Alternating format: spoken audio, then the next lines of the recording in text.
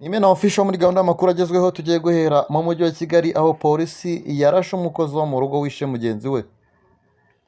Kuri uyu wa gatandatu mu rukerera umukozi wo mu rugo witwa Niyoyinita Eric yishe mugenzi we Bampire Françoise amuteye icyuma mu murenge wa Masaka mu karere ka Kicukiro.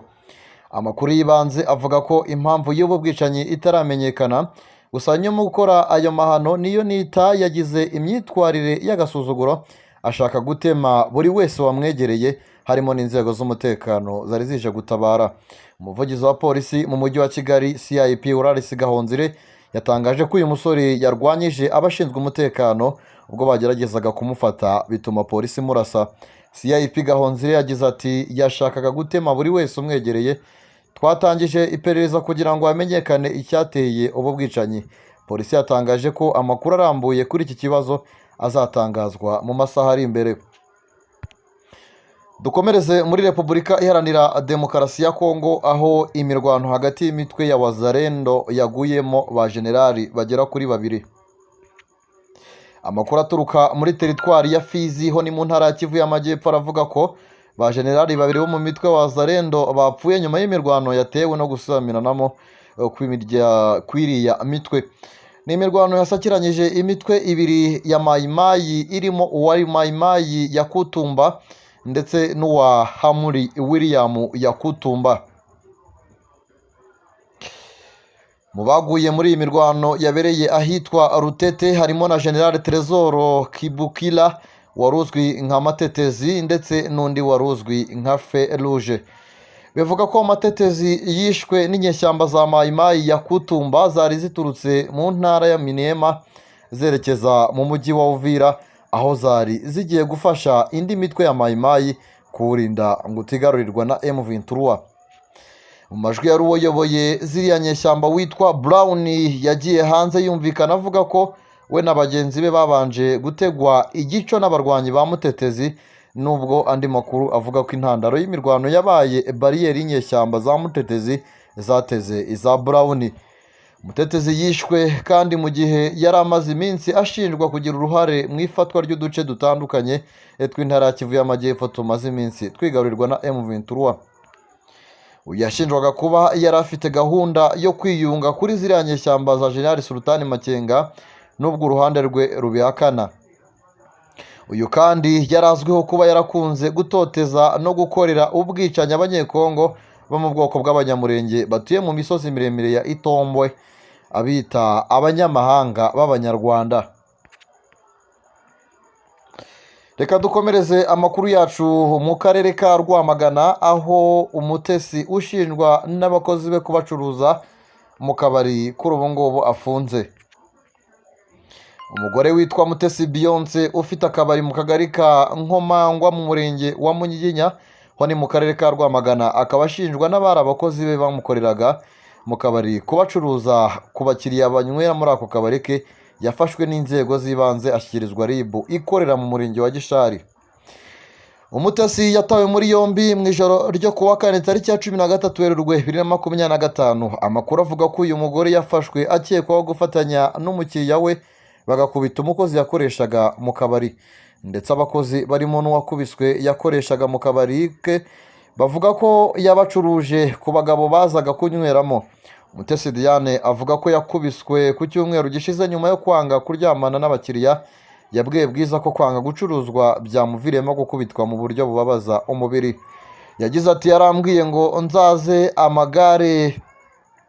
amagare y'abakiriya nyashyireho aho nyacungira umutekano. Noneho hashize akanya arambwira ngo Mutesi ngwino hano hari umukiriya ugushaka. Ndamubaza ngo aranshaka mu buhe buryo? Arambwira ngo wowe ngwino kuko amafaranga yanjye yayampaye n'ayawe yayampaye. Narabyanze. Noneho hashize umwanya aravuga ngo umukiriya abuze telefoni kandi ni wowe wayibye. Batangira kunkubitira hanze banyinjiza muri iyo chambre uwo mukiriya yararyamyemo.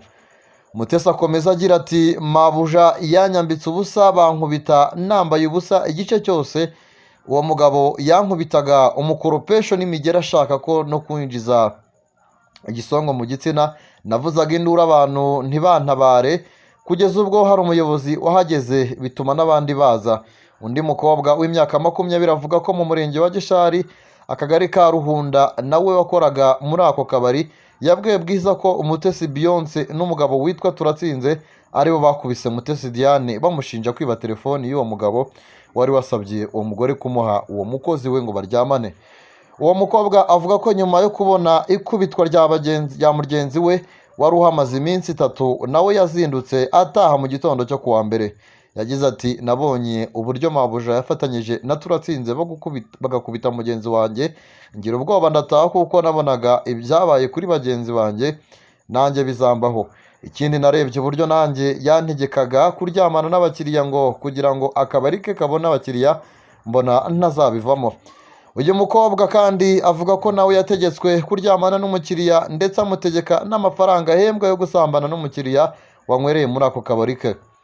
Ati ibyabaga hariya twategekwaga kuryamana n'umukiriya kuko yavugaga ko tutabikoze amafaranga yo kuduhemba atazaboneka.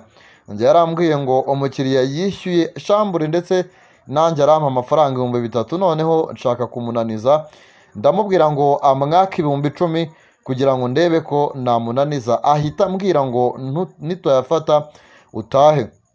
Narafashe turabikora ariko mu by'ukuri nabikoze ntabishaka gusa natekerezaga ko ukwezi nikurangira azampemba nkitahira. Uwo mukobwa avuga ko Umutesi Beyonce asanzwe afite inzu zirimo akabari ke ndetse akanagira indirimo ibyumba 3 bikorerwamo ubusambanyi n'abanywereye muri ako kabari ndetse ngo bamwe muri abo bakiriya yategetse abakozi be gukorana nabo imibonano mpuzabitsina. Kuwa kane Bwiza yageragezaga kuvugana na Mutesi ku byo ashinjwa n'abakozi be yanze kugira icyo abivugaho ahubwo abaza umunyamakuru inyunga bifitemo kugira ngo atange amakuru.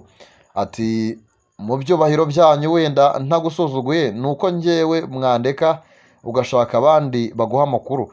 Njye ntabwo ndi mu mwanya wo gutanga amakuru kandi n'uwo Mutesi njyewe ndi umuntu ukora business ntabwo ufite amata abura injangwe ufite inyama ntabura imbwa ntabwo abazi wanjye uzabatirira abakozi banjye.